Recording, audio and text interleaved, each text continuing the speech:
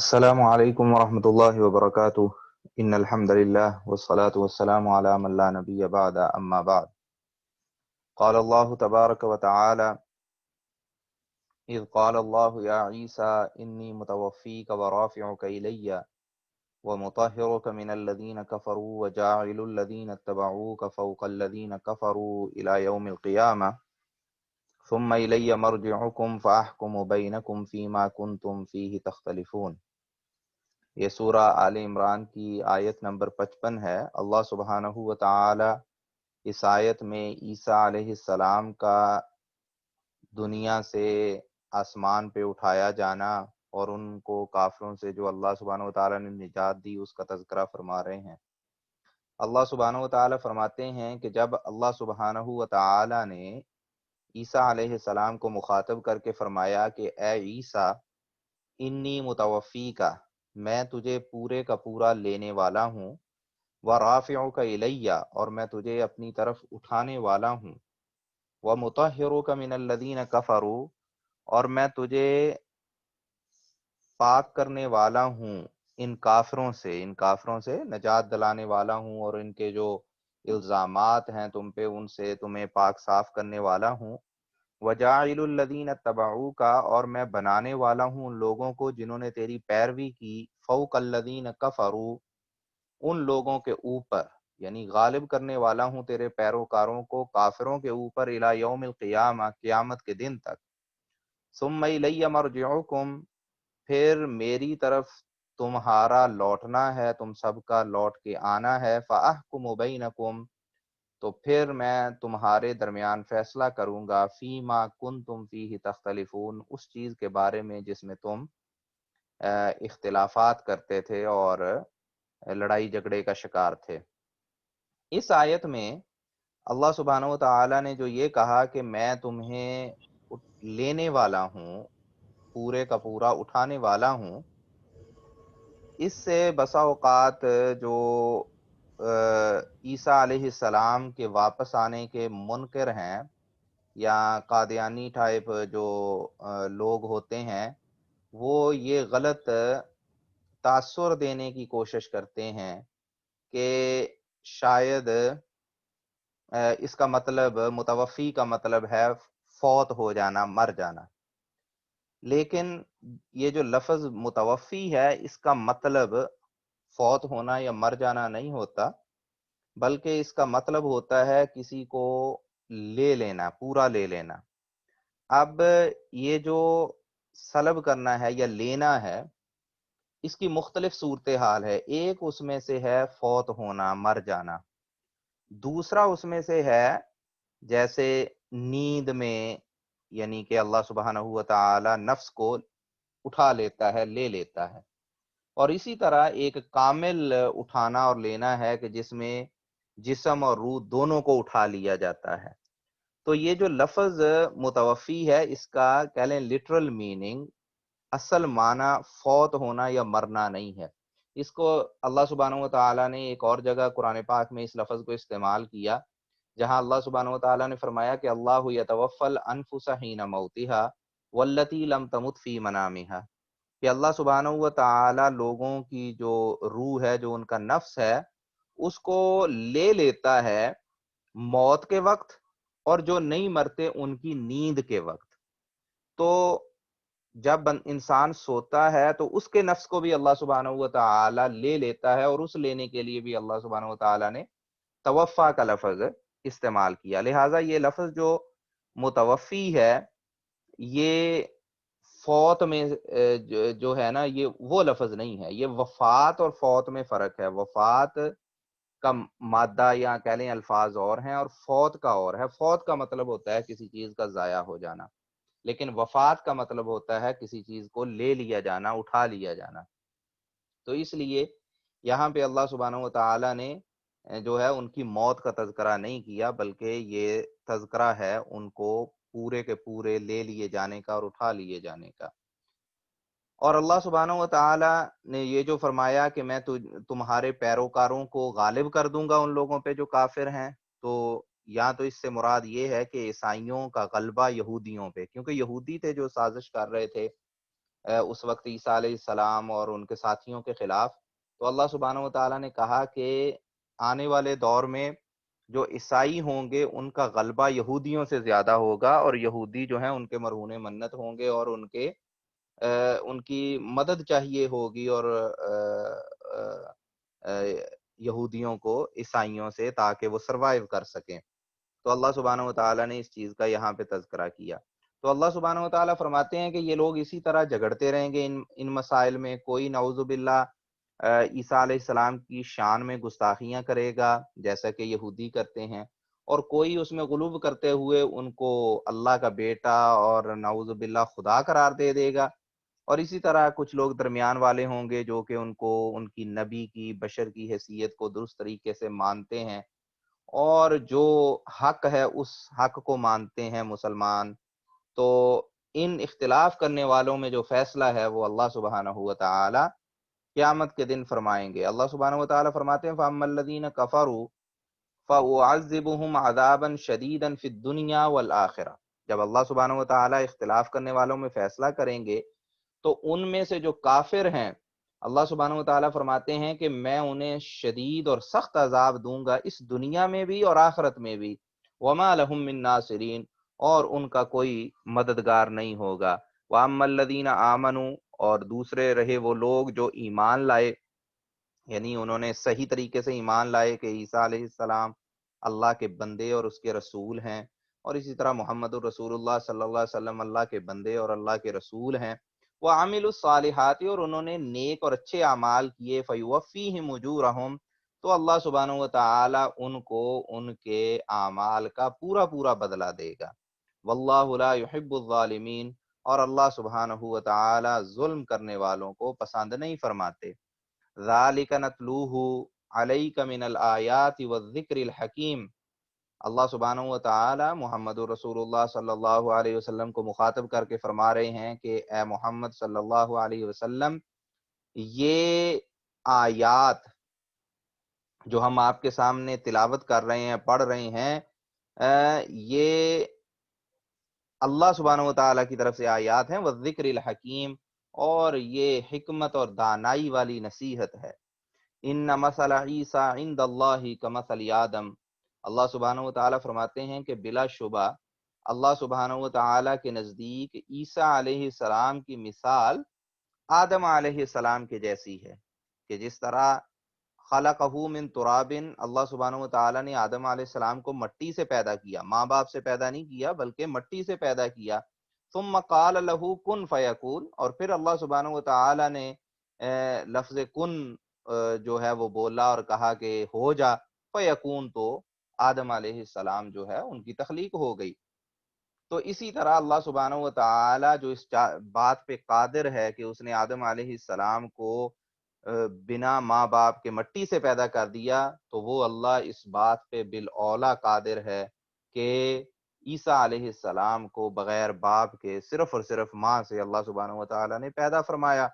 الحق من ربک،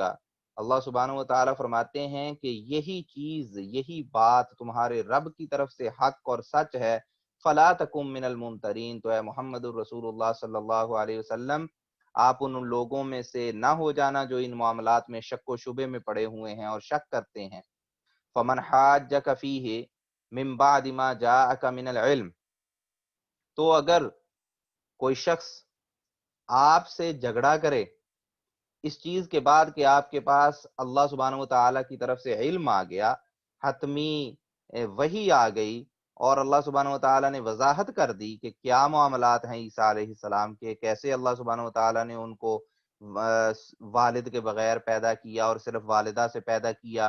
اور کیسے اللہ سبحانہ و تعالیٰ نے ان کو معجزات عطا کیے، کیسے اللہ سبحانہ و تعالیٰ نے انہیں نبی بنا کے بھیجا، اور پھر اللہ سبحانہ و تعالیٰ کہ وہ برگزیدہ نبی ہیں لیکن وہ خدا کے بیٹے یا خدا نہیں، اور انہوں نے شرک کی طرف لوگوں کو نہیں بلایا، اور اسی طرح یہ کہ اللہ سبحانہ و تعالیٰ نے انہیں آسمانوں پہ اٹھا لیا اور ان کو محفوظ رکھا۔ تو ان سارے معاملات میں اگر کوئی آ کے آپ سے پھر بھی جھگڑنا شروع کر دے، آپ اسے دلیل سے بات کر رہے ہیں، اس کو سارا سمجھایا، اور پھر بھی وہ اب بات استدلال سے نہیں مان رہا، اور آپ اس کو دلیل سے قائل نہیں کر پا رہے، تو اس کو پھر دوسرا آپشن دیجئے یہ وفد نجران جس کا میں نے پہلے تذکرہ کیا تھا کہ عیسائیوں کا ایک وفد آیا نجران علاقے سے اور اس قبیلے سے، انہوں نے آ کے رسول اللہ صلی اللہ علیہ وسلم سے مباحثہ اور مناظرہ شروع کر لیا، اور ان آیات کی روشنی میں رسول اللہ صلی اللہ علیہ وسلم انہیں جواب دے رہے ہیں۔ وہ لاجواب ہو گئے، ان کو دلیل کوئی نہیں مل رہی، پھر بھی ہٹ درمی اور ماننے کے لیے تیار نہیں، پھر بحث برائے بحث کری جا رہے ہیں۔ تو اللہ سبحانہ و تعالیٰ نے فرمایا کہ اگر علم آنے کے بعد بھی کوئی شخص بحث کرنے سے، جھگڑا کرنے سے باز نہیں آتا، تو اس کا پھر دوسرا حل ہے فَقُلْ تَعَالَوْا، تو آپ انہیں کہیے آؤ پھر نَدْعُو أَبْنَاءَنَا وَأَبْنَاءَكُمْ،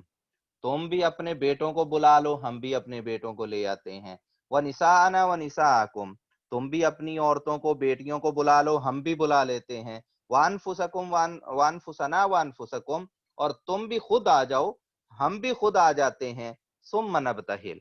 پھر ہم اللہ سبحانہ و تعالیٰ کے حضور بڑی ہی عاجزی اور انکساری سے اور خشوع اور خضوع کے ساتھ دعا کرتے ہیں، فَنَجْعَلْ لَعْنَةَ اللَّهِ عَلَى الْكَاذِبِينَ، تو ہم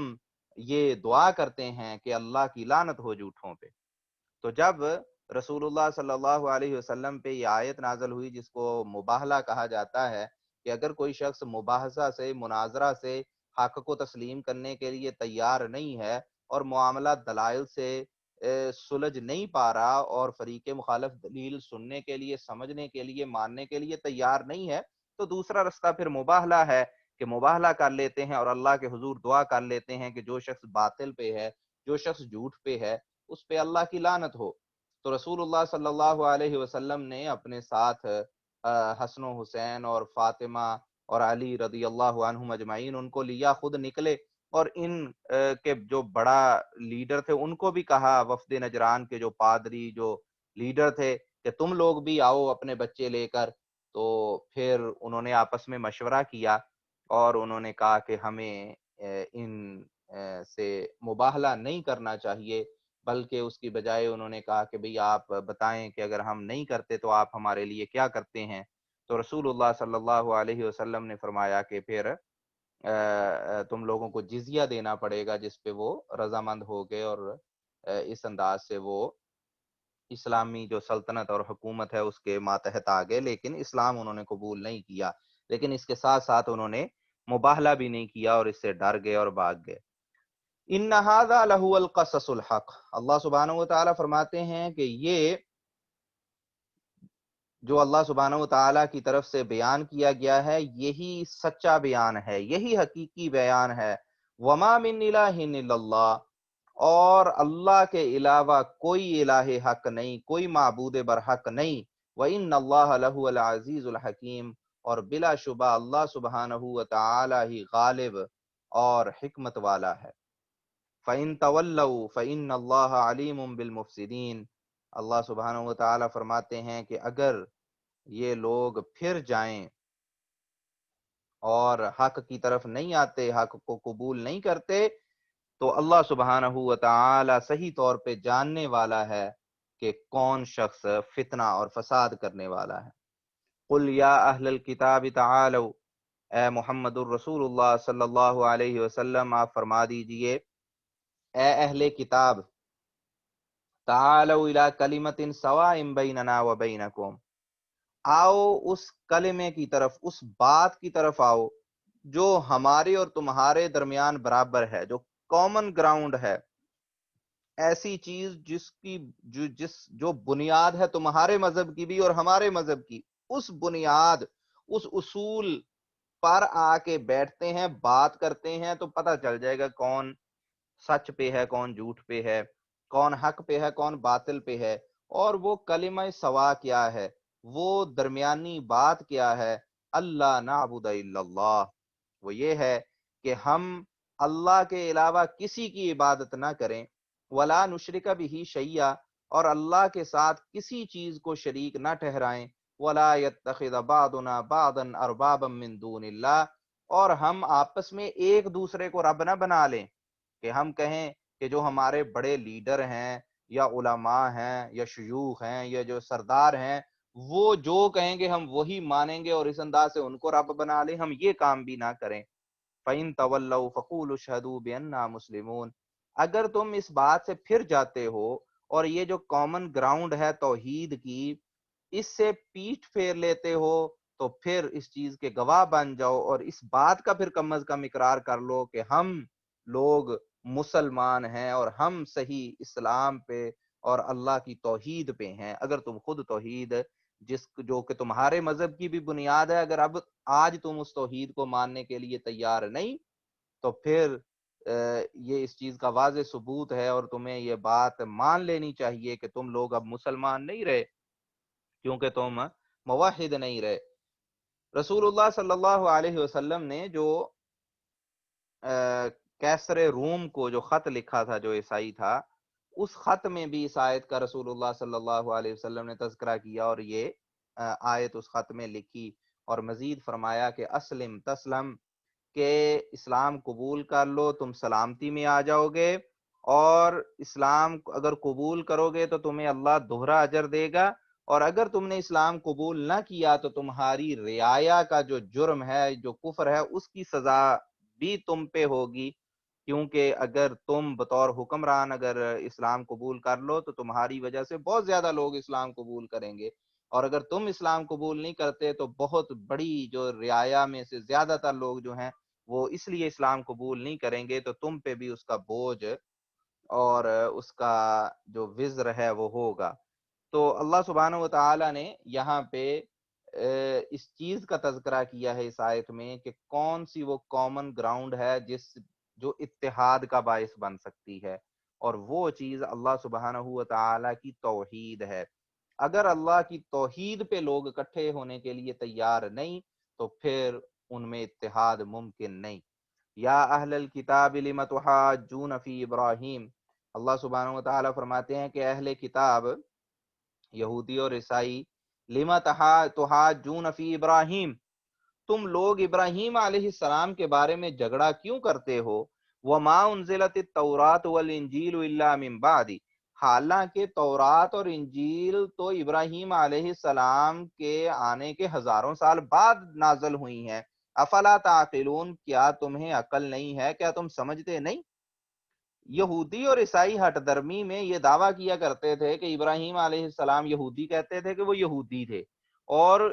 ابراہیم علیہ السلام تورات کے احکامات کو فالو کیا کرتے تھے، اور عیسائی کہتے تھے کہ عیسیٰ علیہ یہ جو ابراہیم علیہ السلام یہ عیسائی تھے اور انجیل کے پیروکار تھے۔ تو اللہ سبحانہ و تعالیٰ نے کہا کہ یہ کس طرح کی بات ہے، اس کو تو ایک کامن سینس بھی اگر انسان میں ہو تو اس کو سمجھ آ جائے کہ ابراہیم علیہ السلام کہ ہزاروں سال بعد، تقریباً 1000 سال بعد تورات نازل ہوئی ہے، 2000 سال بعد انجیل نازل ہوئی ہے۔ جو نبی تورات اور انجیل کے نازل ہونے سے ہزاروں سال پہلے اس دنیا میں آئے ہیں، وہ کیسے ممکن ہے کہ ان کے بارے میں دعویٰ کیا جائے کہ وہ یہودی تھے، عیسائی تھے، اور وہ ان کتابوں کو فالو کرتے تھے؟ تو اس بات کا کوئی عقلی انداز سے بھی کوئی بیسز نہیں بنتی، اس کی کوئی پاسبلٹی نہیں بنتی۔ ہا انتم ہاؤلائی حاججتم، اللہ سبحانہ و تعالیٰ فرماتے ہیں کہ تم لوگ جھگڑا کرتے ہو اس چیز کے بارے میں جس کا تمہیں علم تھا، یعنی کہ تمہیں کتاب کا علم دیا گیا، تورات کا علم ہے، انجیل کا علم ہے، اللہ کی وحی کا علم دیا گیا، اس علم کے آنے کے باوجود بھی تم لوگوں نے اختلافات کیے اور جھگڑے کیے، حالانکہ وہ جو جھگڑے تھے ان کا حل موجود تھا کہ اللہ کی جو وحی کا علم ہے اس کی طرف رجوع کرو اور اپنے اختلافات ختم کر لو۔ لیکن تم لوگ اس قدر جہالت میں اور اس قدر ہٹ درمی میں تھے کہ تم لوگوں نے علم کے باوجود اس بات پہ جھگڑا کیا جو چیز علم کے ذریعے واضح تھی۔ فَلِمَ تُحَاجُّونَ فِي مَا لَيْسَ لَكُمْ بِهِ عِلْمٌ، تو اگر تم میں یہ صلاحیت نہیں کہ جس چیز کا علم موجود ہے اس پہ بحث و مباحثہ کرنے کے بعد اتفاقی امر پہ پہنچ سکو اور اس کا کوئی نتیجہ نکال لو، اتنی صلاحیت تم میں نہیں، تو پھر تم کیوں اس چیز میں پڑھتے ہو اور اس چیز کے بارے میں بحث کرتے ہو، جھگڑا کرتے ہو جس کا تمہیں علم ہی نہیں ہے؟ کہ ابراہیم علیہ السلام کے بارے میں تمہیں علم ہی نہیں ہے اور تم ان کے بارے میں آپس میں جھگڑنے لگے ہو۔ واللہ یعلم وانتم لا تعلمون، اللہ سبحانہ و تعالی جانتے ہیں اور تم لوگ نہیں جانتے، تمہیں علم نہیں ہے۔ ما کان ابراہیم یہودیا ولا نصرانیا ولکن کان حنیفا مسلما۔ اللہ سبحانہ و تعالیٰ فرماتے ہیں کہ ابراہیم علیہ السلام یہودی نہیں تھے، ولا نصرانیہ اور عیسائی بھی نہیں تھے، ولیکن کان حنیفا مسلما بلکہ وہ یکسو تھے اور خالص تھے، مسلمن مسلمان تھے، وما کان من المشرکین اور وہ مشرکوں میں سے نہیں تھے، وہ اللہ کے ساتھ شرک کرنے والے بھی نہیں تھے۔ تو اللہ سبحانہ و تعالیٰ نے یہاں ابراہیم علیہ السلام کو ان سب خرابیوں سے بری قرار دیا جس کا مختلف جو باطل گروہ تھے وہ دعویٰ کیا کرتے تھے۔ یہودی کہتے تھے کہ ہمارے جو نظریات ہیں جن کو تم لوگ کہہ رہے ہو کہ یہ تو کفریہ نظریات ہیں، یہی نظریات ابراہیم علیہ السلام کے تھے۔ نصرانیوں کا دعویٰ یہ تھا کہ جیسے ہم نعوذ باللہ عیسیٰ علیہ السلام کو اللہ کا بیٹا اور خود خدا اور اس طرح کی ساری ہماری جو کفریہ عقائد ہیں، یہ ہمارے ہی عقائد نہیں، یہ ابراہیم علیہ السلام کے بھی عقائد تھے۔ اور جو مشرکین مکہ تھے ان کا دعویٰ یہ تھا کہ یہ ہم ہی بتوں کی پوجا نہیں کر رہے، یہ ہمارے آباء و اجداد اور جد امجد نعوذ باللہ ابراہیم علیہ السلام سے یہی سلسلہ چلا آ رہا ہے اور ہم ان کے پیروکار ہیں۔ ان اول الناس بابراہیم، اللہ سبحانہ و تعالیٰ فرماتے ہیں کہ ان اول الناس بابراہیم الذین اتبعوہ، کہ ابراہیم علیہ السلام کے نزدیک اور قریب وہ لوگ ہیں کہ جنہوں نے ابراہیم علیہ السلام کی پیروی کی، ان کو فالو کیا، ان کے جو امتی تھے۔ وَهَذَا النَّبِيُّ، اور یہ جو نبی محمد الرسول اللہ صلی اللہ علیہ وسلم ہیں، یہ ابراہیم علیہ السلام کے قریب ہیں۔ وَالَّذِينَ آمَنُوا، اور وہ لوگ جو ان پہ ایمان لانے والے ہیں، جو محمد الرسول اللہ صلی اللہ علیہ وسلم پہ ایمان لانے والے ہیں، وہ قریبی ہیں ابراہیم علیہ السلام کے۔ واللہ ولی المؤمنین، اور اللہ سبحانہ و تعالی مومنوں کا ولی ہے۔ تو فرق دیکھیں کہ اللہ سبحانہ و تعالی قرآن پاک میں فرما رہے ہیں اتبع ملت ابراہیم حنیفہ، اے محمد رسول اللہ صلی اللہ علیہ وسلم آپ ابراہیم علیہ السلام کی پیروی کیجئے۔ وہ دین حق پہ تھے، وہ اسلام پہ تھے، وہ دین حنیف پہ اور توحید پہ تھے، آپ بھی ان کے پیچھے چلیے، ان کی پیروی کیجئے۔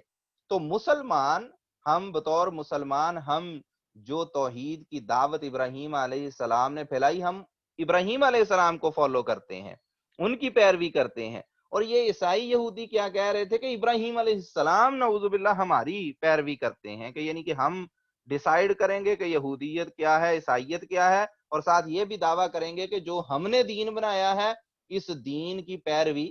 ابراہیم علیہ السلام بھی کرتے تھے۔ تو یہ تو ممکن ہے کہ بعد میں آنے والے پہلے گزرے لوگوں کی پیروی کر لیں، لیکن پہلے والا بعد میں آنے والوں کی پیروی کیسے کر سکتا ہے، ان کو فالو کیسے کر سکتا ہے جو اس دنیا میں ابھی آئے ہی نہیں؟ تو اس لیے یہ بنیادی فرق ہے ابراہیم علیہ السلام کے ساتھ تعلق کے دعوے میں، کہ ہمارا تعلق ان کے ساتھ اتباع کا ہے، کہ ہم جو دین حنیف پہ توحید پہ ابراہیم علیہ السلام تھے، ہم ابراہیم علیہ السلام کو فالو کرتے ہیں، اس حساب سے ہم ان کے نزدیک اور قریب ہوں گے۔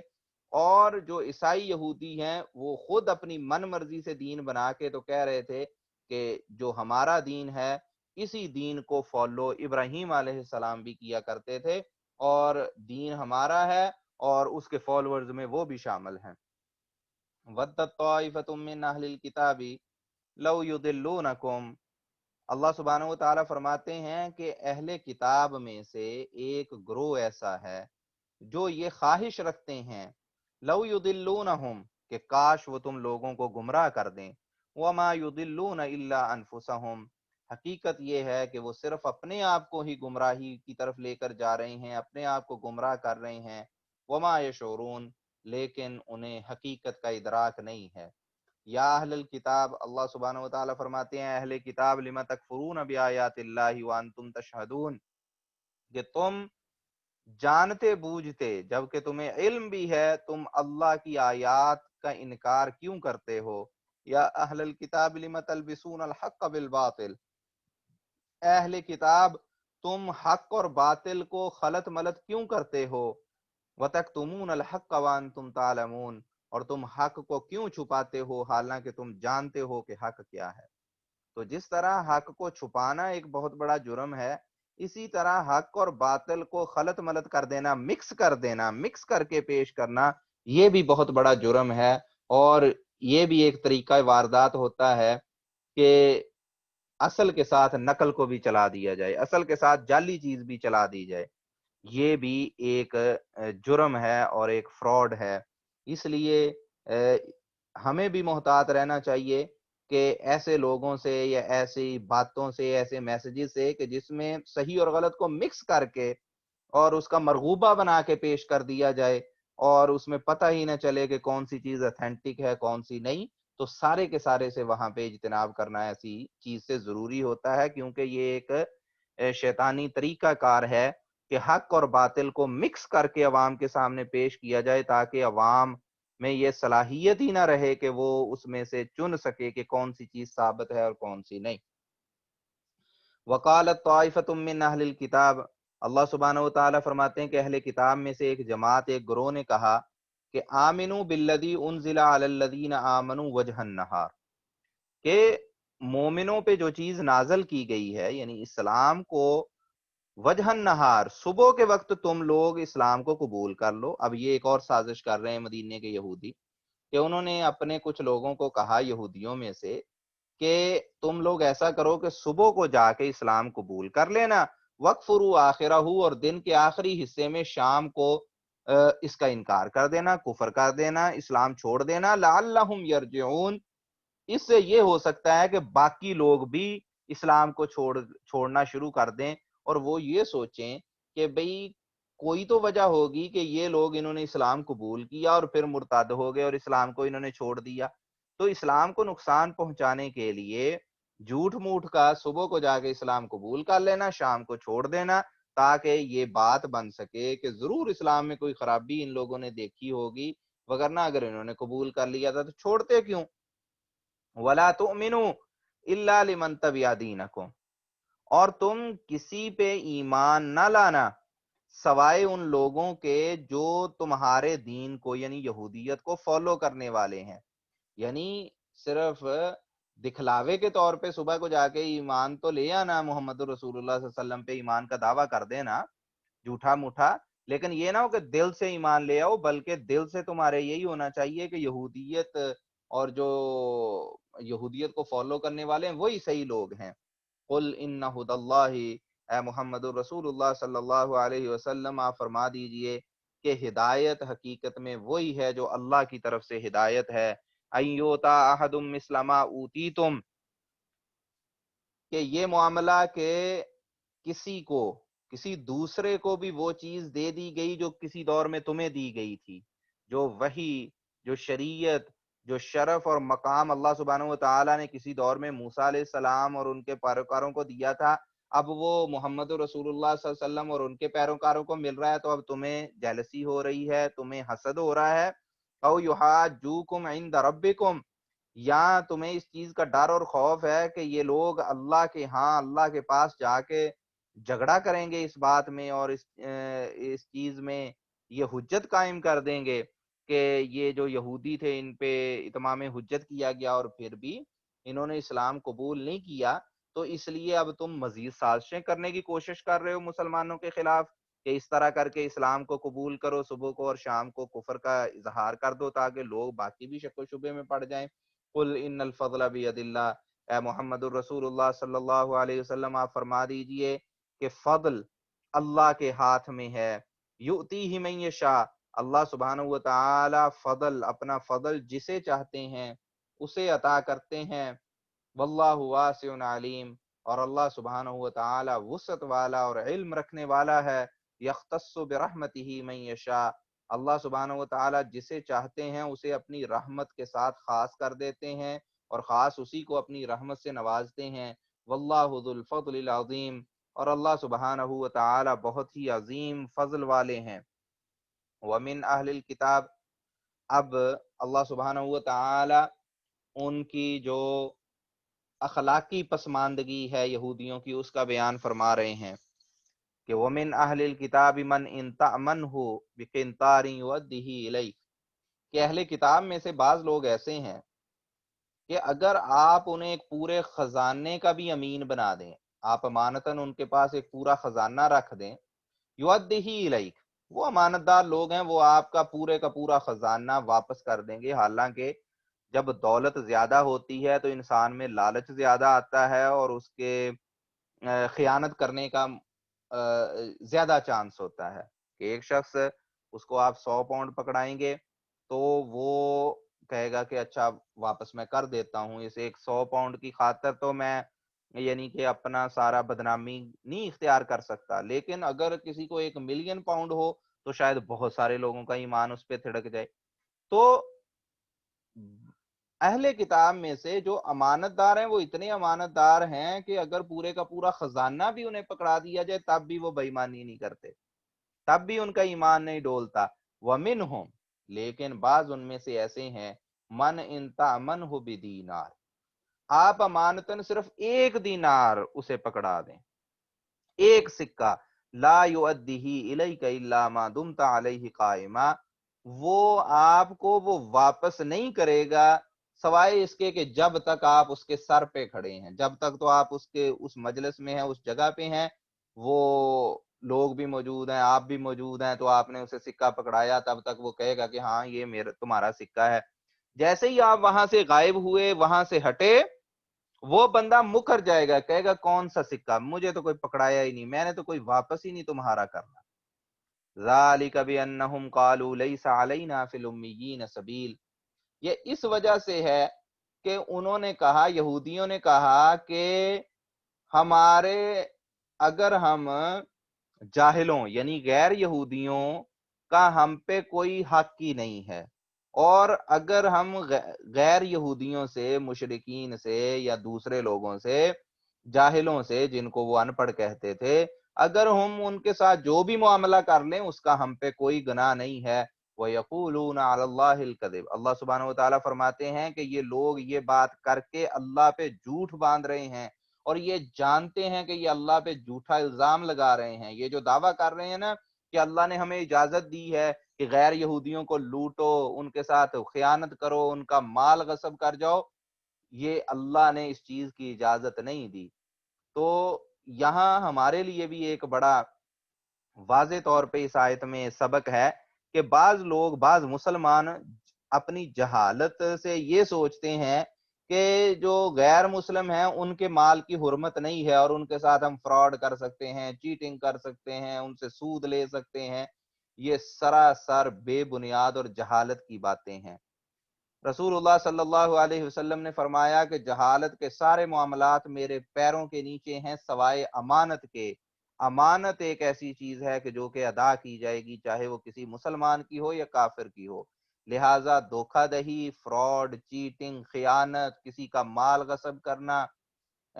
کسی کے پیسے مار لینا، اس کا اس چیز سے کوئی تعلق نہیں کہ سامنے والا مسلمان ہے یا کافر ہے۔ کسی سے، چاہے وہ کوئی مسلمان ہو یا کافر، کسی سے کسی قسم کا فراڈ، خیانت، بے ایمانی کرنے کی اجازت دین اسلام میں نہیں ہے، اور نہ ہی اس سے پہلی شریعتوں میں اس چیز کی اجازت رہی ہے۔ اور جو شخص اس چیز کا قائل ہے یا یہ کہتا ہے، وہ شخص اللہ پہ جھوٹ باندھ رہا ہے۔ بلا من اوفا بعہدہ، اللہ سبحانہ و تعالیٰ فرماتے ہیں کہ کیوں نہیں، مواخذہ ہوگا، پکڑ ہوگی جو شخص وعدہ خلافی کرے گا یا خیانت کرے گا۔ من اوفا بعہدہ واتقی، جو شخص اپنے وعدے کو پورا کرتا ہے، اپنے عہد کو پورا کرتا ہے، واتقی، اور اللہ سے ڈرتا ہے، فإن اللہ یحب المتقین، تو بلا شبہ اللہ سبحانہ و تعالی متقی لوگوں سے، تقوی اختیار کرنے والوں سے محبت کرتے ہیں۔ ان الذین یشترون بعہد اللہ وایمانہم ثمنا قلیلا، اللہ سبحانہ و تعالیٰ فرماتے ہیں بلا شبہ وہ لوگ جو اپنے عہد کو، جو وعدہ انہوں نے اللہ سے کیا، یعنی کہ اللہ کی توحید کا اور اللہ کے دین پہ چلنے کا، عمل کرنے کا جو وعدہ ہے اور اس پہ ایمان لانے کا جو وعدہ ہے، اس وعدے کو جو لوگ بیچ دیتے ہیں، وَأَيْمَانِهِمْ، اور اسی طرح اپنی قسموں کو وہ بیچتے ہیں، ثمناً قلیلا، تھوڑی سی دنیاوی قیمت کے بدلے میں، أُولَٰئِكَ لَا خَلَاقَ لَهُمْ فِي الْآخِرَةِ، ایسے لوگوں کے لیے قیامت کے دن کوئی جگہ نہیں ہوگی۔ ولا یکلمہم اللہ، اللہ سبحانہ و تعالیٰ ایسے لوگوں سے بات چیت نہیں کرے گا۔ ولا ینظر الیہم یوم القیامہ، اللہ سبحانہ و تعالی قیامت کے دن ان پہ نظر رحمت نہیں کرے گا، ولا یزکیہم، اللہ سبحانہ و تعالی انہیں پاک اور صاف نہیں کرے گا، ولہم عذاب علیم، اور ان کے لیے بڑا ہی دردناک عذاب ہے۔ تو وعدہ خلافی چاہے وہ اللہ سے ہو یا لوگوں سے ہو، بڑا ہی سنگین جرم ہے، اور جھوٹی قسمیں اٹھا کے دنیا کا تھوڑا سا مال سمیٹنا، اس کی یہ وعید ہے جو اس آیت میں اللہ سبحانہ و تعالی نے بیان کی۔ رسول اللہ صلی اللہ علیہ وسلم نے بھی فرمایا کہ جو شخص جھوٹی قسمیں اٹھا اٹھا کے لوگوں کو یقین دلاتا ہے کہ اس کا مال اچھا ہے، حالانکہ وہ مال نکما ہے، اور وہ جھوٹی قسمیں کھا کے اپنا مال مہنگے داموں بیچ رہا ہے، تو ایسے شخص کو اللہ سبحانہ و تعالی قیامت کے دن اس سے بات نہیں کریں گے، اور اس کی طرف دیکھیں گے نہیں، اور اس کو پاک اور صاف نہیں کریں گے، اور اس کے لیے بڑا ہی دردناک عذاب ہوگا۔ اللہ سبحانہ و تعالی ہمیں اس عذاب سے بچائے۔ وَإِنَّ مِنْهُمْ لَفَرِيقًا، اللہ سبحانہ و تعالی فرماتے ہیں کہ اہل کتاب میں سے ایک گروہ ہے علماء کا، یلوون السنتہم بالکتاب، وہ اپنی زبانوں کو مروڑ کے کتاب کو پڑھتے ہیں، لتحسبوہ من الکتاب، تاکہ آپ یہ سمجھیں کہ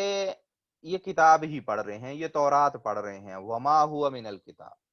لیکن وہ جو پڑھ رہے ہیں وہ کتاب نہیں ہے۔ تو جس طرح ایک جو مذہبی ٹیکسٹ ہوتا ہے اس کو ایک بندہ خاص انداز میں پڑھتا ہے، تو وہ بیچ میں اپنی عبارت کو بھی اسی ہی انداز سے، اسی ہی لہجے سے، اسی ہی ترنم سے کہہ لیں پڑھ رہا ہے، تاکہ پتہ نہ چلے کہ کیا کتاب ہے۔ عام شخص کو پتہ ہی نہیں چلے گا کہ یہ جو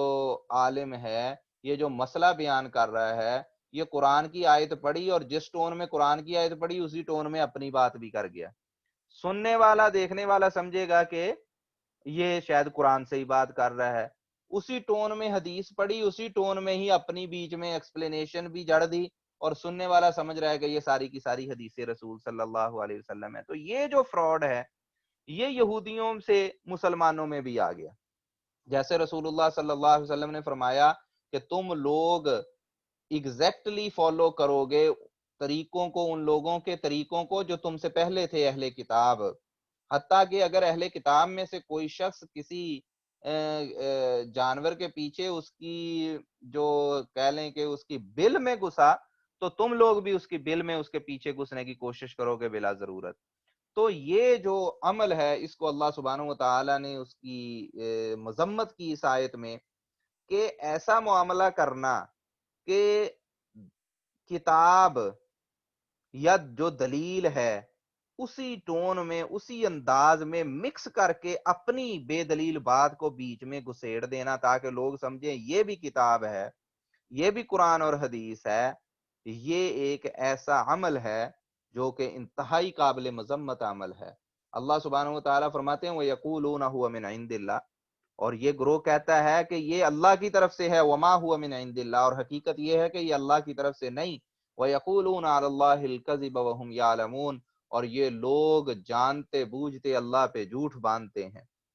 ما کان لبشر، اب اگلی آیت میں اللہ سبحانہ و تعالی عیسیٰ علیہ السلام کا تذکرہ فرما رہے ہیں کہ ما کان لبشر ان یؤتیہ اللہ الکتاب والحکم والنبوہ، کہ کسی انسان کے، کسی بشر کے یہ لائق نہیں ہے کہ اللہ سبحانہ و تعالی اسے کتاب دیں، والحکمہ، اور اسے حکمت اور دانائی دیں، والنبوہ، اور اس کو نبوت سے سرفراز کریں، ثم یقول للناس،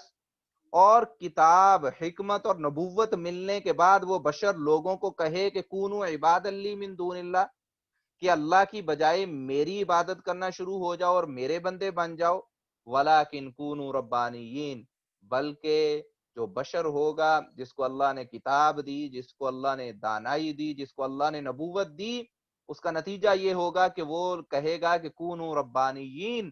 کہ اللہ والے بن جاؤ، بما کنتم تعلمون الکتاب و بما کنتم تدرسون،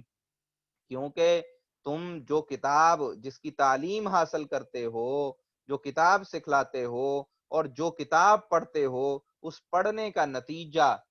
اور اس کا رزلٹ یہ ہونا چاہیے کہ تم اللہ والے بن جاؤ، موحد بن جاؤ، نہ کہ اس کا نتیجہ یہ ہو کہ تم عیسیٰ علیہ السلام کو خدا کہنا شروع کر دو اور انہیں اللہ کا بیٹا کہنا شروع کر دو۔ تو عیسیٰ علیہ السلام جو کہ بشر ہیں، جن کو اللہ نے کتاب، حکمت اور نبوت سے نوازا، تو یہ ان کے لائق نہیں ہے کہ علم اور نبوت آنے کے بعد وہ لوگوں کو خود کہتے پھریں، جیسا کہ عیسائی ان پہ جھوٹا الزام لگاتے تھے کہ جی عیسیٰ علیہ السلام نے ہمیں خود کہا کہ میں اللہ کا بیٹا ہوں، انہوں نے خود نعوذ باللہ کہا کہ میں خدا ہوں، انہوں نے خود کہا کہ میری عبادت کرو۔ تو اللہ سبحانہ و تعالیٰ فرماتے ہیں کہ یہ کیسے ہو سکتا ہے کہ نبوت کا علم ملنے کے بعد پھر کوئی شخص اپنے بارے میں کہے کہ میری عبادت کرو، بلکہ وہ تو کہے گا کہ اللہ والے بن جاؤ، رب والے بن جاؤ، کیونکہ جو علم تمہیں سکھایا جا رہا ہے اور جو تم کتاب پڑھتے ہو، اس کا رزلٹ، اس کا نتیجہ یہی ہونا چاہیے کہ تم اللہ والے بن جاؤ۔ وَلَا يَأْمُرَكُمْ أَن تَتَّخِذُوا الْمَلَائِكَةَ وَالنَّبِيِّينَ أَرْبَابًا، اور یہ نہیں ہو سکتا کہ ایسا جو نبی اللہ نے جس کو علم دیا، جس کو حکمت دی، کہ وہ تمہیں اس بات کا حکم دے اور اس بات کا سبق دے کہ فرشتوں کو اور نبیوں کو رب بنا لو، وہ یہ نہیں کہے گا۔ أَيَأْمُرُكُمْ بِالْكُفْرِ بَعْدَ إِذْ أَنْتُمْ مُسْلِمُونَ، یہ کیسے ہو سکتا ہے کہ تمہارا نبی تمہارے مسلمان ہونے اور اسلام لانے کے بعد تمہیں کفر کا حکم دے؟ کہ شرک تو کفر ہے، تو یہ ہو ہی نہیں سکتا کہ کوئی نبی شرک اور کفر کی طرف بلائے۔ تو اس لیے یہ تم اللہ کے انبیاء پہ بہتان اور تہمت باندھ رہے ہو کہ جو تم یہ دعوے کرتے ہو کہ اس کفر و شرک کا حکم ہمیں ہمارے انبیاء نے دیا، یہ ایسا معاملہ نہیں ہے۔ اور اللہ سبحانہ و تعالیٰ فرماتے ہیں وَإِذْ أَخَذَ اللَّهُ مِيثَاقَ النَّبِيِّينَ لَمَا آتَيْتُكُم مِّن كِتَابٍ وَحِكْمَةٍ ثُمَّ جَاءَكُمْ رَسُولٌ مُّصَدِّقٌ لِّمَا مَعَكُمْ لَتُؤْمِنُنَّ بِهِ وَلَتَنصُرُنَّهُ، کہ جب اللہ سبحانہ و تعالیٰ نے تمام انبیاء سے یہ وعدہ لیا کہ میں تمہیں کتاب دوں گا اور میں تمہیں حکمت اور دانائی دوں گا، پھر اس کے بعد تمہارے پاس اگر کوئی اور رسول آ جائے مصدق لما معکم، کہ جو اس چیز کی تصدیق کرے جو تمہارے پاس ہے، لَتُؤْمِنُنَّ بِهِ وَلَتَنصُرُنَّ، تو پھر تم نے اس نبی پہ ایمان لانا ہے اور اس کی مدد کرنی ہے۔ اس آیت کے دو معنی ہیں، ایک تو جو مشہور و معروف ہے کہ اس میں محمد الرسول اللہ صلی اللہ علیہ وسلم کی بعثت کی طرف اشارہ ہے کہ اگر آپ آ جائیں اور آپ کی موجودگی میں اگر کوئی اور نبی ہو تو ان کو رسول اللہ صلی اللہ علیہ وسلم کی شریعت کو فالو کرنا پڑے گا۔ اور دوسرا اس میں جرنل معنی بھی ہے کہ جیسا کہ اللہ سبحانہ و تعالیٰ نے پہلے تذکرہ کیا ہے کہ جو مومن ہوتے ہیں وہ تمام انبیاء پہ ایمان لاتے ہیں، تو اس طرح اگر ایک نبی کی موجودگی میں جب دوسرا نبی آیا تو وہ یہ نہیں کہ انہوں نے اپنے اپنے گروپ بنا لیے، بلکہ انہوں نے اکٹھے ہو کے اللہ کے دین کی طرف لوگوں کو دعوت دی، اور وہ جو انبیاء تھے وہ ایک دوسرے کی نبوت کے قائل تھے اور اس کو مانتے تھے۔ جیسے عیسیٰ علیہ السلام اور یحییٰ علیہ السلام اور زکریہ علیہ السلام ایک ہی دور میں وہ انبیاء ہیں، اور اسی طرح ابراہیم علیہ السلام اور ان کے بیٹے اسماعیل اور اسحاق علیہ السلام، اللہ نے سب کو نبی بنایا اور وہ ایک دور میں تھے۔ اسی طرح موسیٰ علیہ السلام کے ساتھ ہارون علیہ السلام کو نبی بنایا گیا۔ تو اس لیے جو انبیاء جو ہیں وہ جب وہ اکٹھے ہوتے تھے تو وہ مل کے اللہ کے دین کی طرف دعوت دیا کرتے تھے اور ایک دوسرے کی مدد کیا کرتے تھے۔ اس کا یہ مطلب نہیں ہوتا تھا کہ اگر نبی زیادہ ہیں تو ہر کوئی اپنا الگ الگ دین ہے اور الگ الگ گروپ کر کے بیٹھا ہوا ہے، ایسا معاملہ نہیں تھا۔ قال اقررتم واخذتم على ذلكم اسری، اللہ سبحانہ و تعالیٰ فرماتے ہیں، اللہ سبحانہ و تعالیٰ نے فرمایا کہ کیا تم اس چیز کا اقرار کرتے ہو اور اس چیز کا پکا وعدہ اور ذمہ داری لیتے ہو کہ ایسا کرو گے؟ قالوا اقررنا، تو تمام انبیاء نے کہا کہ ہم اس چیز کا اقرار کرتے ہیں، اس چیز کو مانتے ہیں اور یہ وعدہ کرتے ہیں۔ قال فاشهدوا، اللہ سبحانہ و تعالیٰ نے فرمایا کہ پھر تم گواہ بن جاؤ، وانا معکم من الشاہدین، اور میں بھی اس چیز پہ گواہ ہوں کہ ہمارا یہ مکالمہ اور یہ معاہدہ ہوا ہے۔ تو اس آیت میں اللہ سبحانہ و تعالیٰ بیان یہ فرما رہے ہیں کہ جب انبیاء کرام کو اللہ سبحانہ و تعالیٰ نے یہ حکم دیا اور ان سے یہ وعدہ لیا کہ بعد میں آنے والے جو نبی ہیں ان اگر ان کے ہوتے ہوئے دوسرا نبی آ جائیں اس پہ ایمان لانا اور اس کی مدد کرنا ان کی ذمہ داری ہے، تو عوام الناس جو ہے، جو عام لوگ ہیں، وہ کیسے سوچ سکتے ہیں، یہودی اور عیسائی، کہ وہ بعد میں آنے والے انبیاء کو تو مانے نہ اور پھر بھی سوچیں کہ ہم مومن ہیں؟ تو یہ بڑا بنیادی اس آیت میں نقطہ ہے کہ جو شخص تو کسی نبی کے آنے سے پہلے اس دنیا میں ہے، اس نے تو ایمان لانا ہے صرف اتنے نبیوں تک جو اس کی زندگی تک آئے ہیں، لیکن بعد والوں نے جو اس کے ہوتے ہوئے اگر کوئی اور نبی ہے تو وہ پچھلے نبیوں میں سے کسی کا انکار نہیں کر سکتا، لا نفرق بین احد من رسول۔ تو اب تم جو مکہ میں جو مدینہ میں رہنے والے یہودی ہیں یا رسول اللہ صلی اللہ علیہ وسلم کے دور کے یہودی اور عیسائی ہیں، اب محمد رسول اللہ صلی اللہ علیہ وسلم کی بعثت کے بعد وہ سچے یہودی اور عیسائی، وہ یہودی عیسائی جن کی نجات ممکن ہے، وہ ہو نہیں سکتے جب تک وہ محمد رسول اللہ صلی اللہ علیہ وسلم پہ ایمان نہ لے آئیں، کیونکہ چاہے کوئی مسلمان ہے، چاہے کوئی یہودی ہے، عیسائی ہے، صابی ہے، کوئی مذہب ہے، بات یہ ہے کہ بنیاد ہے ایمانیات پہ، اور ایمانیات کی بنیادی جز ہے کہ سارے انبیاء پہ ایمان لانا ضروری ہوتا ہے۔ تو اگر کوئی محمد رسول اللہ صلی اللہ علیہ وسلم کی بعثت کے بعد ان کی نبوت پہ ایمان نہیں رکھتا تو اب وہ شخص مومن نہیں ہے۔ وہ یہ نہیں دعویٰ کر سکتا کہ 1000 سال پہلے والے تو اس نبوت پہ ایمان لانے کے بغیر مومن تھے، کیونکہ اس وقت ابھی وہ نبی آئے نہیں تھے۔ جب آ گیا تو پھر اس پہ ایمان لانا ضروری ہے، جیسے اللہ سبحانہ وتعالی نے اس آیت میں بیان فرمایا فمن تولی بعد ذلک۔ اللہ سبحانہ وتعالی نے فرمایا کہ اگر اس وعدے کے بعد اگر کوئی پھر گیا فاولئک هم الفاسقون، تو وہ فاسق، فاجر ہیں اور کافر ہیں اور کفر پہ ہیں۔ افغیر دین اللہ یبغون، اللہ سبحانہ وتعالی فرماتے ہیں کیا اللہ کے دین کے علاوہ یہ کسی دین کو تلاش کر رہے ہیں؟ وَلَهُ أَسْلَمَ مَنْ فِي السَّمَاوَاتِ طَوْعًا وَكَرْهًا وَإِلَيْهِ يُرْجَعُونَ، اور اللہ سبحانہ وتعالیٰ کے لیے آسمان اور زمین میں، آسمانوں میں اور زمین میں جو بھی مخلوقات ہیں وہ سب اللہ کے سامنے فرما بردار ہیں اور جھکی ہوئی ہیں، طوعا وکرہا، چاہے وہ اپنی رضامندی سے اللہ کے سامنے مطیع ہو جائیں، وکرہا، چاہے ان کو مجبوری سے ہونا پڑے، وَإِلَيْهِ يُرْجَعُونَ، اور ہر کسی نے اور ہر چیز نے اللہ کی طرف لوٹ کے جانا ہے۔ تو جب اللہ سے کوئی جائے فرار ہی نہیں ہے تو پھر اللہ کے دین کو چھوڑ کے کون سا دین ہے جو تم لوگ تلاش کر رہے ہو اور جس کی جو تلاش ہے اس میں لگے ہوئے ہو۔ اللہ سبحانہ وتعالی فرماتے ہیں قل آمنا باللہ، اے محمد رسول اللہ صلی اللہ علیہ وسلم آپ فرما دیجئے کہ ہم اللہ پہ ایمان لائے، وما انزل علینا، اور جو اللہ نے ہم پہ نازل کیا اس پہ ہم ایمان لائے، وما انزل علی ابراہیم، اور ہم اس پہ ایمان لائے جو اللہ سبحانہ وتعالی نے ابراہیم علیہ السلام پہ نازل کیا، اسماعیل، اسحاق، یعقوب، ان کی اولاد، ان پہ جو اللہ نے نازل کیا اس پہ ہمارا ایمان ہے، وما اوتی موسیٰ و عیسیٰ، اور جو وحی اور کتابیں موسیٰ علیہ السلام اور عیسیٰ علیہ السلام کو دی گئی ہمارا اس پہ ایمان ہے، والنبیون من ربہم، اور تمام انبیاء کو جو اللہ سبحانہ وتعالی کی طرف سے وحی دی گئی سب پہ ہمارا ایمان ہے، لا نفرق بین احد منہم، ہم کسی ان کے درمیان کسی کا فرق نہیں کرتے کہ ہم کہیں کہ اس نبی پہ ہم ایمان لاتے ہیں، اس نبی کا ہم کفر کرتے ہیں، ہم سب پہ ایمان لاتے ہیں، وَنَحْنُ لَهُ مُسْلِمُونَ، اور ہم اللہ سبحانہ وتعالی کے لیے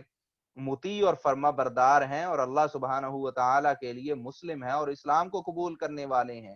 وَمَن يَبْتَغِ غَيْرَ الْإِسْلَامِ دِينًا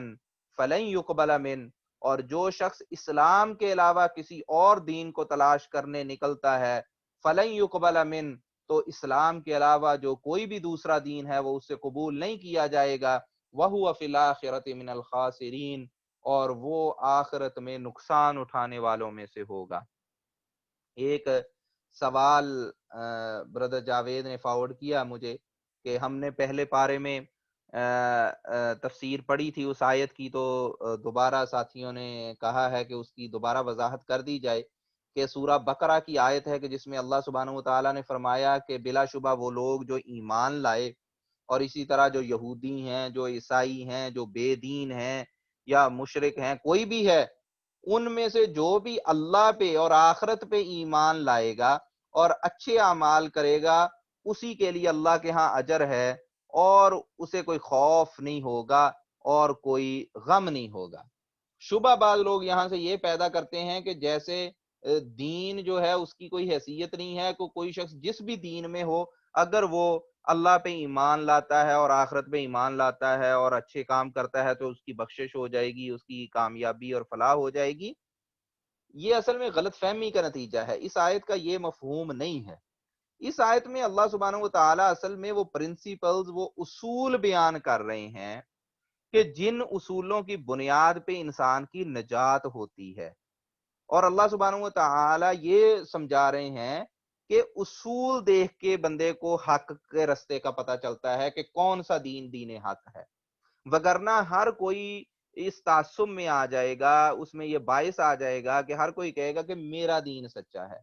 تو یہ بیسس صرف اس بات پہ نہیں ہوگی کہ میں مسلمان ہوں اس لیے میں حق پہ ہوں، میں یہودی ہوں میں حق پہ ہوں، میں عیسائی ہوں میں حق پہ ہوں. بلکہ دیکھا یہ جائے گا کہ جو ایمان اللہ سبحانہ و تعالیٰ کی طرف سے تقاضا ہے، جیسے اللہ سبحانہ و تعالیٰ کی طرف سے ایمان کا جو تقاضا ہے وہ یہ ہے کہ جتنے انبیاء ہیں، جس وقت آپ موجود ہیں دنیا میں، اس وقت تک جتنے انبیاء ہیں ان سب پہ ایمان لانا ضروری، اور ان میں فرق کرنا کفر. کہ اگر کہیں کہ جی میں چند کو مانتا ہوں چند کو نہیں مانتا، ساروں کو مانتا ہوں ایک کو نہیں مانتا، کفر. تو اگر کوئی اس چیز پہ ہے تو وہ بندہ کفر پہ ہے. تو اس لیے یہ تو ہو سکتا ہے کہ ایک یہودی یا عیسائی وہ ایمان پہ ہو، اس کا ایمان اللہ اور آخرت پہ ہو اس وقت جب محمد رسول اللہ صلی اللہ علیہ وسلم اس دنیا میں آئے نہیں. لیکن محمد رسول اللہ صلی اللہ علیہ وسلم کے دنیا میں آنے کے بعد پھر وہ شخص ایمان والا نہیں جب تک وہ محمد رسول اللہ صلی اللہ علیہ وسلم پہ ایمان نہیں لاتا. اسی طرح ایک یہودی جو عیسیٰ علیہ السلام کی پیدائش سے پہلے وہ یہودی تھا اور صحیح طریقے سے جو عیسیٰ علیہ السلام موسیٰ علیہ السلام پہ وحی اللہ سبحانہ وتعالیٰ نے نازل کی اس کو درست طریقے سے مانتا تھا، آخرت پہ ایمان اور عمل صالح نیک عمل کر رہا، وہ اس کی بخشش ہو سکتی ہے. لیکن جو شخص جو یہودی عیسیٰ علیہ السلام کی بعثت کے بعد ان کا انکار کر رہا ہے اور کہتا ہے میں عیسیٰ علیہ السلام کو نبی نہیں مانتا، ایسے یہودی کا ایمان کفر میں تبدیل ہو گیا. کیونکہ ایمان کی بنیادی ریکوائرمنٹ ہے کہ لا نفرق بین احد من رسل. تو اس لیے اس آیت کا جو مفہوم ہے سورہ البقرہ کی وہ یہ ہے کہ اللہ سبحانہ و تعالیٰ کی طرف سے جو وحی ہے، جو ایمان کی ریکوائرمنٹس ہیں، ان کو جو شخص جس جس دور میں پورا کرتا ہے وہ شخص اس کے لیے کامیابی اور نجات ہے. اور اس کی تفسیری روایات میں بھی اس چیز کی وضاحت موجود ہے کہ رسول اللہ صلی اللہ علیہ وسلم سے یہ سوال ہوا کہ گزشتہ جو لوگ گزر چکے ہیں جو کہ رسول اللہ صلی اللہ علیہ وسلم کی بعثت سے پہلے فوت ہو گئے اور اس طریقے سے وہ محمد رسول اللہ صلی اللہ علیہ وسلم پہ ایمان نہیں لا سکے، تو ان کا کیا معاملہ ہوگا. تو اس سلسلے میں اللہ سبحانہ و تعالیٰ نے اس آیت میں بھی اس چیز کا تذکرہ کیا کہ جو شخص اللہ کی طرف سے جو مطلوب ہے جس دور میں اس مطلوب کے مطابق ایمان لاتا ہے اور اچھے کام کرتا ہے، اس کے لیے نجات اور کامیابی ہے. آج کے دور میں جو اللہ سبحانہ و تعالیٰ کی طرف سے مطلوب ہے، جو مقصود ہے، وہ محمد رسول اللہ صلی اللہ علیہ وسلم کی شریعت پہ ایمان لانا ہے، محمد رسول اللہ صلی اللہ علیہ وسلم سمیت سارے انبیاء پہ ایمان لانا ہے اور شریعت اسلامیہ کو فالو کرنا ہے. اگر کوئی شخص ان چیزوں کو فالو نہیں کرتا تو وہ شخص جو ہے وہ اس آیت کا مصداق نہیں. کیونکہ اس آیت میں اللہ سبحانہ و تعالیٰ نے جو پہلی بات کی کہ کن لوگوں کی نجات ہوگی، ایمان والوں کی. من آمن باللہ، اللہ پہ ایمان ہے اس طرح جیسے ایمان لانے کا حق ہے، جیسے اللہ سبحانہ و تعالیٰ نے اس کا تقاضا کیا ہے. تو اس لیے اس آیت سے یہ غلط فہمی نہیں لینی چاہیے کہ کوئی وحدت ادیان ہے اور کوئی بھی شخص اچھے کام کرے کسی بھی دین میں رہتے ہوئے تو اس کی نجات ہو سکتی ہے. بلکہ یہ جو آخری آیت آج کے سبق میں ہم نے پڑھی وہ اس سلسلے میں بھی بڑی واضح آیت ہے کہ وَمَن يَبْتَغِ غَيْرَ الْإِسْلَامِ دِينًا فَلَن يُقْبَلَ مِنْهُ، کہ جو اسلام کے علاوہ کسی اور دین کی طرف چلتا ہے اور اس کے پیچھے چلتا ہے، اس کی تلاش کرتا ہے، فَلَن يُقْبَلَ مِنْهُ، تو وہ جو دین غیر اسلام ہے، جو اسلام کے علاوہ دین ہے، وہ اس شخص سے قبول نہیں کیا جائے گا. وَهُوَ فِي الْآخِرَةِ مِنَ الْخَاسِرِينَ، اور ایسا شخص آخرت میں نقصان اٹھانے والا ہوگا. اقول قولی ھذا استغفر اللہ لی ولکم ولسائر المسلمین۔ کوئی ساتھی اگر سوال کرنا چاہتے ہیں تو کر سکتے ہیں۔